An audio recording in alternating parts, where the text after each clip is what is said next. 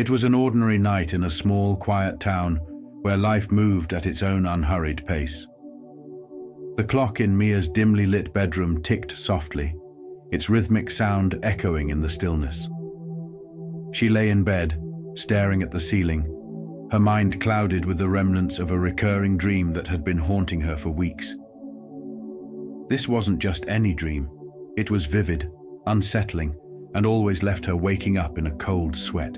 In the dream, Mia would find herself standing in front of a massive, ornate mirror in a room she had never seen before. The room's walls were lined with faded wallpaper, and the air carried a faint scent of roses mixed with decay.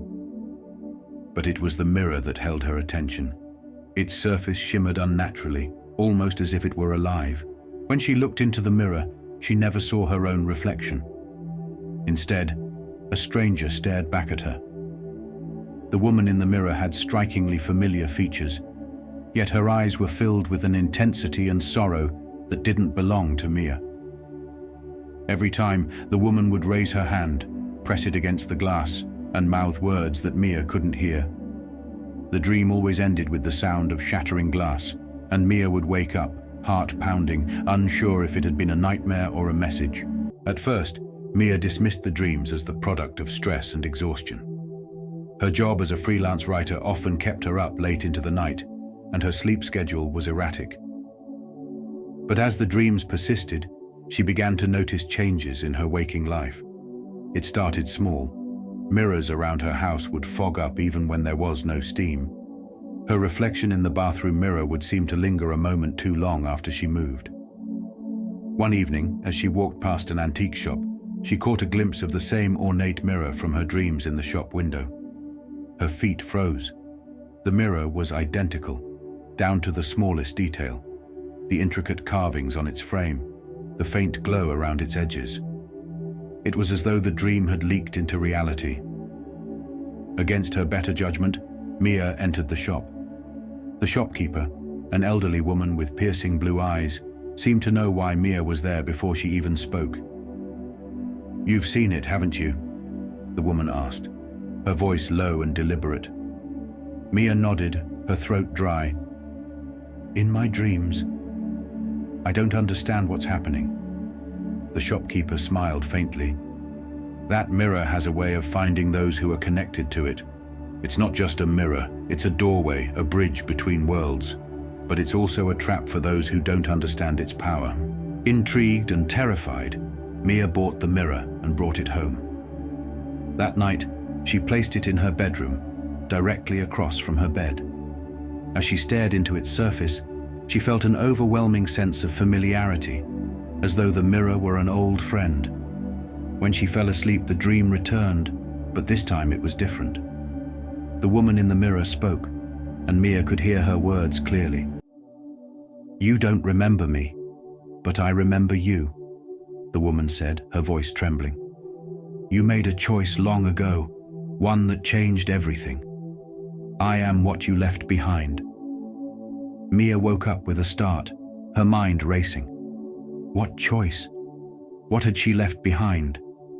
She began to dig through old journals, photographs, and memories, searching for answers.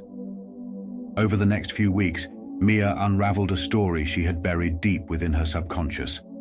As a child, she had a vivid imagination and often spoke of an imaginary friend named Ilara. Her parents dismissed it as a phase, but Mia remembered Ilara as more than just a figment of her imagination. Ilara had been real, at least to Mia. She was a part of Mia, a fragment of her soul that had been left behind in the mirror. The mirror was a gateway to an alternate version of Mia's life, one where Ilara had taken her place. Determined to understand the truth, Mia stared into the mirror one last time. The woman, Ilara, pleaded with her. "You can bring me back," Ilara said, "but it will cost you." "What will it cost?" Mia asked, her voice shaking. Ilara's reflection smiled sadly. "Your reality. If I return, you will take my place in the mirror." Mia faced an impossible choice: reclaim the part of herself she had lost, or continue living with the knowledge that a piece of her was trapped forever. Mia stepped closer to the mirror, her hand trembling as she reached out. The glass felt cold and alive under her fingertips. As she pressed her palm against it, she felt a pull, as though the mirror were drawing her in. The room around her blurred, and for a brief moment, she saw both her reflection and Ilara's. Then, everything went dark. When Mia awoke, she was standing on the other side of the mirror. She looked out into her bedroom, where a woman identical to her was smiling back. Ilara was free and Mia had taken her place. From her new prison, Mia watched as Ilara lived the life she had once known. She screamed, but no sound came. She pounded on the glass, but her actions went unnoticed. Over time, she began to fade, her reflection growing dimmer until she was nothing more than a shadow in the mirror. And yet, every night, when Ilara fell asleep, she would see a woman in her dreams, standing in front of a mirror, begging to be let out.